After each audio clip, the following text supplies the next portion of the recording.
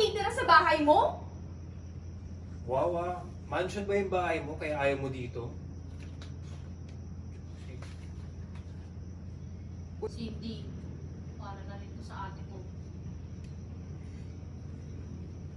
Hawakan ni Robin ang balikat, bubulungan. Tingyo. Pero kung ayaw, babawin ko na lang. Sir, hindi sir! Papayag ako! Papayag ako! Basta, tutuparin mo lahat ng sinabi mo.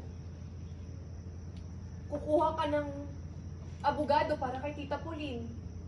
Tapos, lahat ng hospital bills ng ate ko sasagutin mo.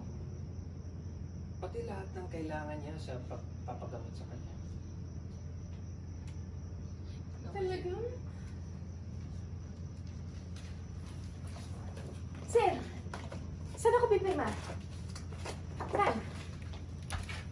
Dito po ba? Dito po? Sa fine line.